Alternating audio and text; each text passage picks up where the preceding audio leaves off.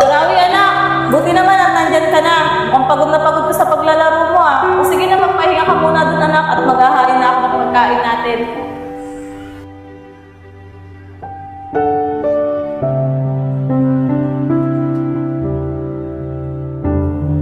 Anak!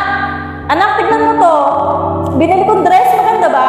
Susuotin ko kasi ito mamaya sa date namin ng tatay mo. Tignan mo anak, Rawi. Ang ganda, di ba?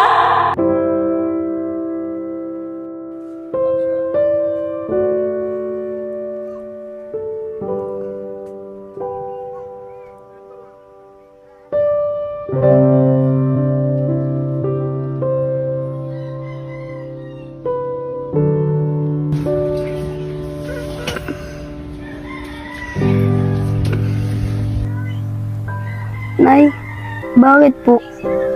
Rawi anak, gumising ka na. Pasko na ngayon, mamamasyal tayo.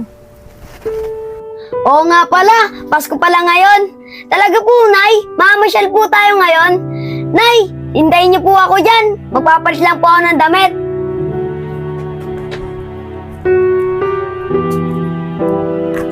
Nay, ang ganda po dito ah.